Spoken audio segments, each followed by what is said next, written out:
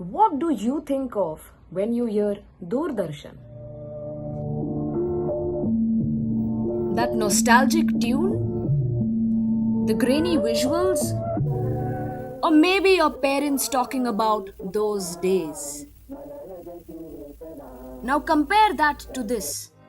Endless scrolling on YouTube, binging shows on Netflix, and reels that somehow know exactly what you want to watch. So here's the real question.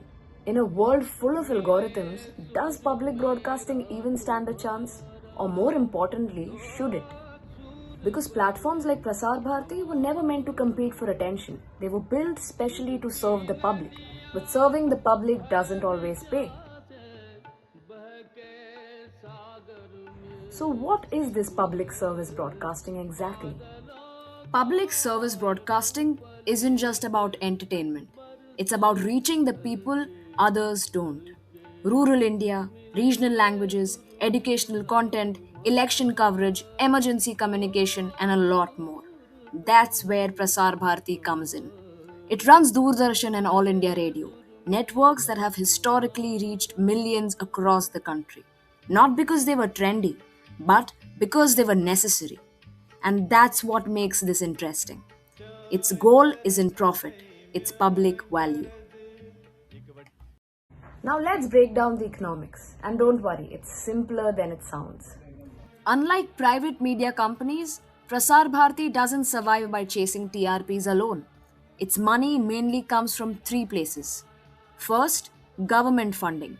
This is the biggest chunk. Basically, taxpayer money keeps it running.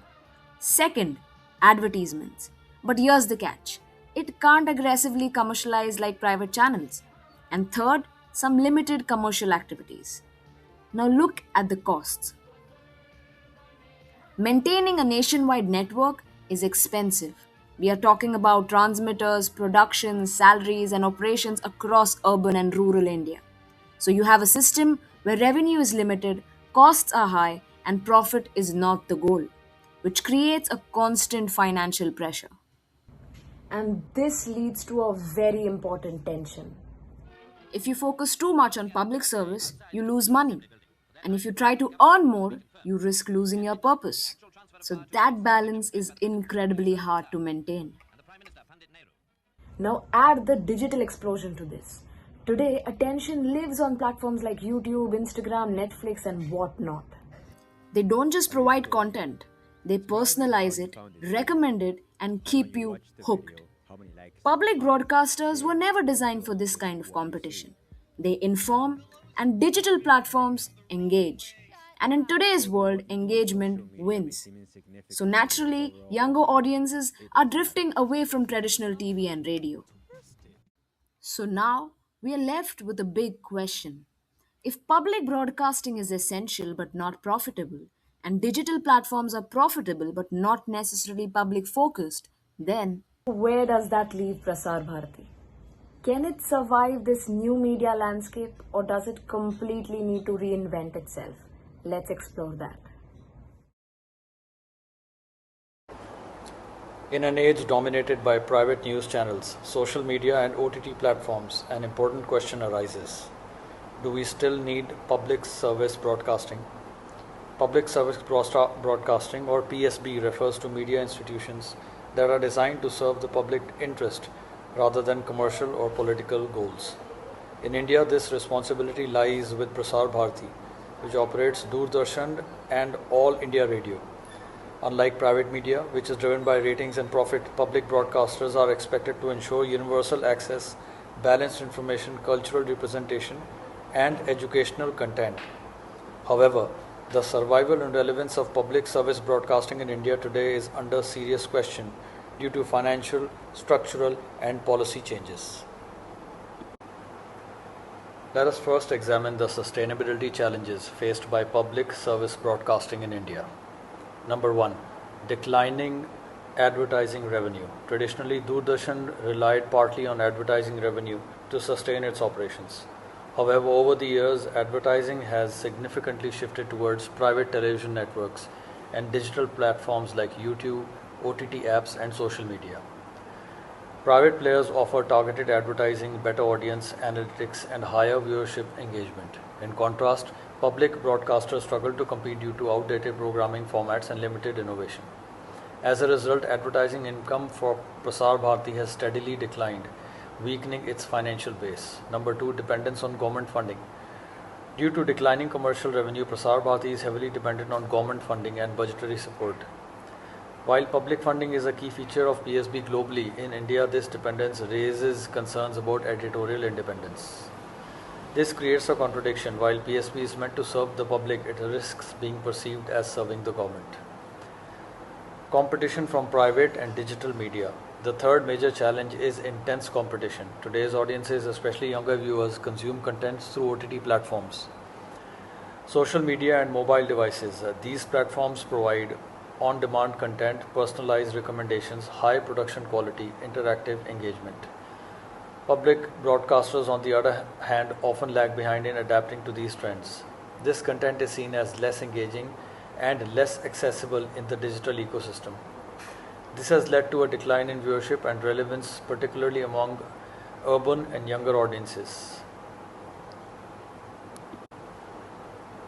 To understand the structural issues better, it is useful to compare funding models across countries. United Kingdom, the BBC model. The BBC is funded primarily through a license fee paid by citizens. Every household consuming television content contributes to this fee.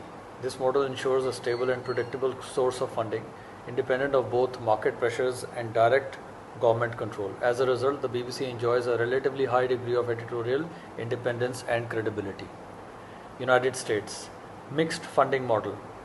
In the United States, public broadcasting such as PBS and NPR follow a mixed funding model. Funding comes from government grants, private donations, corporate sponsorships. This reduces dependence on a single source but introduces a different challenge: market influence and donor pressure.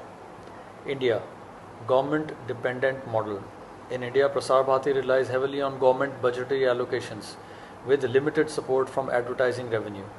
This creates two major issues: financial instability, since funding depends on government priorities; risk to autonomy, as financial dependence can influence editorial decisions.